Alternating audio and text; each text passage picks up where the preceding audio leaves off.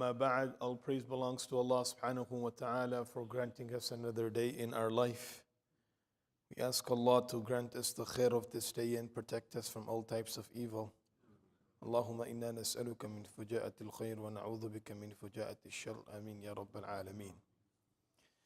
From the supplications of Rasulullah sallallahu alayhi wa sallam, asking Allah subhanahu wa ta'ala's protection, refuge in certain things as we are going through the series of mu'awwadat. As we make dua to Allah subhanahu wa ta'ala to grant us certain things in our life, similarly we also need to make dua to Allah to protect us from certain things so it does not damage us, it does not ruin our life.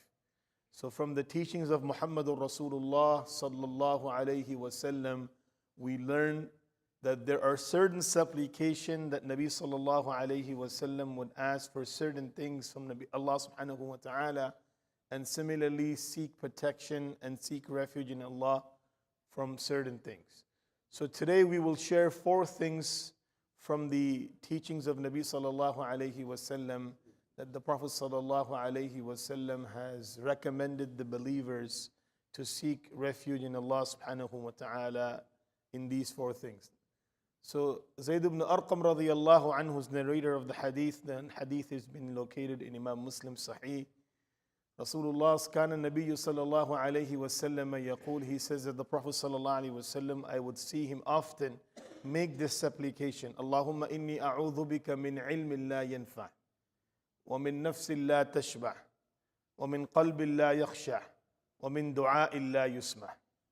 That, oh Allah, I seek your refuge in such a knowledge, I seek your protection against such knowledge which does not benefit me.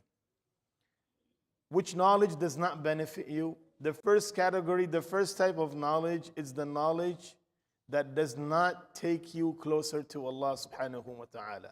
Abdullah bin Abbas radiyallahu anhu says that any ilm that takes you away from Allah, this is a knowledge that is harmful to a believer.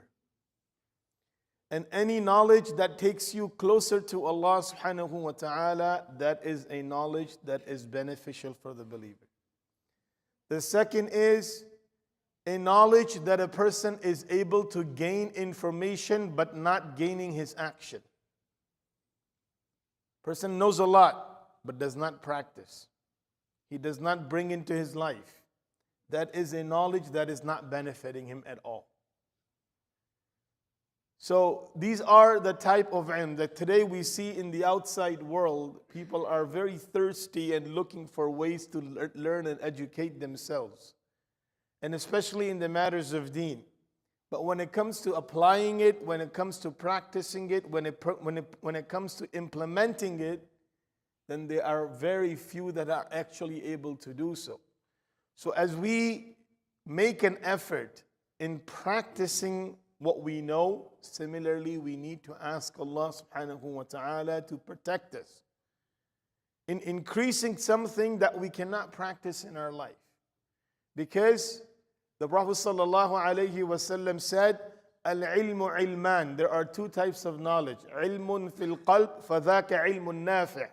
وَعِلْمٌ عَلَى اللِّسَانِ فَذَاكَ حُجَّةُ اللَّهِ عَلَى ابْنِ آدَمَ. That there are 2 categories of knowledge. There is the knowledge of the tongue and there is the knowledge of the heart. The knowledge of the heart, this is the knowledge which is beneficial for a believer. And the knowledge of the tongue, which is only merely words, information, collecting a lot of things, knowing a lot of things, coding a lot of things, but does not penetrate into the heart and does not bring this person upon amal. This is فَذَاكَ حُجَّةُ اللَّهِ عَلَى ابْنِ آدَمَ.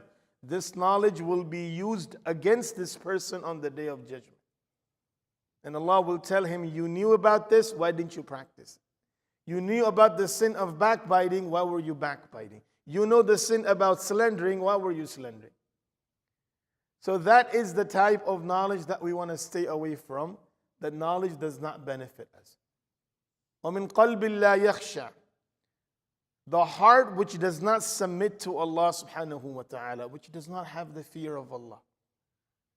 Allah says about the people who listen to the ayat, وَإِذَا تُلِيَتْ عَلَيْهِمْ آيَاتُهُ زَادَتْهُمْ إِيمَانًا. Their iman increases. وَجِلَتْ قُلُوبُهُمْ. Their heart becomes completely and fully submissive to Allah subhanahu wa ta'ala.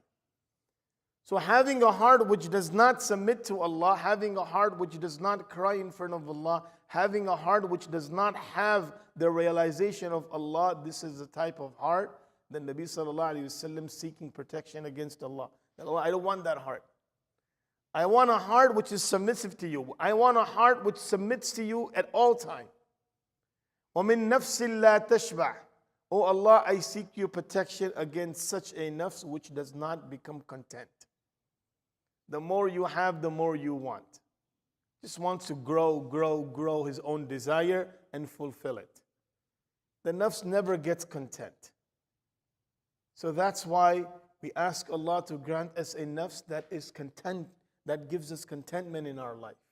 Whatever we have, whatever Allah subhanahu wa ta'ala is, a person is happy and content with. وَمِن دُعَاءِ اللَّهِ يُسْمَحْ. The fourth thing Nabi sallallahu alayhi wa sallam is asking Allah's protection against is dua does not get answered. You make dua and Allah is not accepting your dua. You supplicate to Him, your dua is being rejected. That's the greatest calamity that a person can have. Losing a job is not a calamity. Going through some difficulties of life is not calamity. Person losing someone that is lost, that he loved, it is a difficulty, but that's not a greatest calamity. The greatest calamity is you raise your hand and Allah rejects you. You make supplication to Him and He rejects you.